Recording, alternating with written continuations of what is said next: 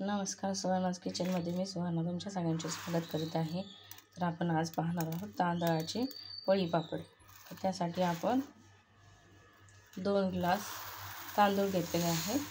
निवडून स्वच्छ करून घ्यायचे आणि 2 दिवस पाण्यात भिजवून ठेवायचे आहेत.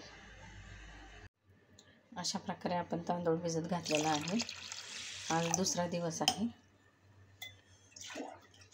आजच्या दिवस आपण हे तांदूळ भिजत घालणार आहेत पाण्यात. झाकून ठेवायचे. अशा प्रकारे आपले 2 दिवस तांदूळ भिजून झालेले आहेत. आता आपण हे मिक्सरमध्ये बारीक पण नाही असं आबडधोबड थोडंसं रवाळ दळून घ्यायचे.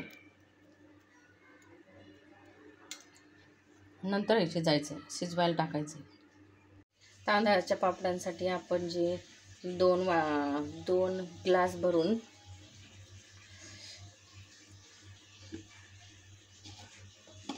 तांदूळ भिजायला घातले होते ते बारीक करून घेतलेले आहेत. आता आपण हे तेल टाकले चम्मचभर.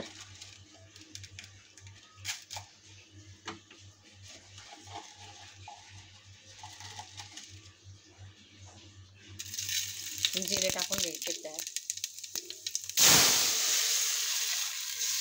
ज्या ग्लासाने आपण तांदूळ घेतले होते 2 ग्लास तांदूळ घेतले होते तर एका ग्लासाला 7 ग्लास पाणी, असे 2 ग्लासाला 14 ग्लास पाणी आपल्याला उकळत ठेवायचं आहे आणि ते पीठ हटून घ्यायचं आहे. पाण्याला उकळी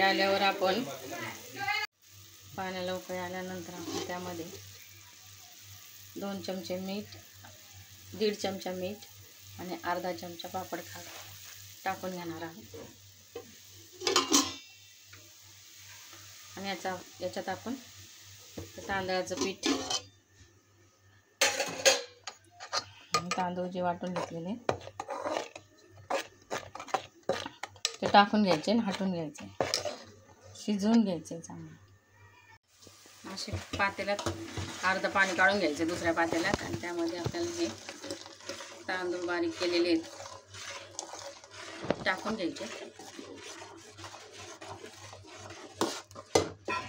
हलवून घ्यायचे. जसं लागेल तसं पाणी टाकायचं.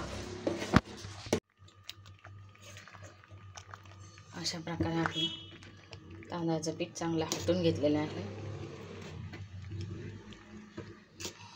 मीठ टेस्ट करून बघायचं आहे. मला आणखीन 1.5 चमचा म्हणजे टोटल 3 चमचे मीठ लागलेले आहे आणि अर्धा चमचा पापड खार.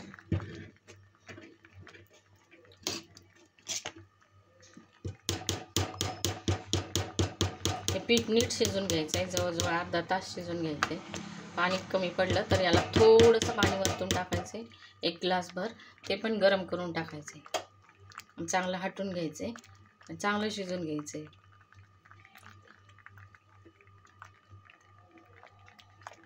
अशा प्रकारे आपण आता हे शिजवून घेतले. आता आपण हे त्याच्या पापड्या घालणार आहोत. टेरेसला 2 दिवस वाळून घेणार आहोत. अशा प्रकारे पापड घालून घ्यायचे उन्हाला आणि 2 दिवस चांगले कडकडीत उन्हात कडक वाळवून घ्यायचे.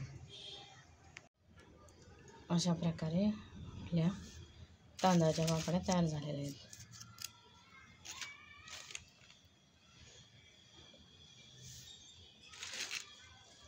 आपण हे तळून पाहणार आहोत आता. अशा प्रकारे आपले तांदळाचे पापड तयार झालेले आहेत. तुम्हाला ही रेसिपी कशी वाटली ते कमेंटमध्ये नक्की सांगा. व्हिडिओला लाईक, शेअर आणि सबस्क्राईब करायला विसरू नका. बाय.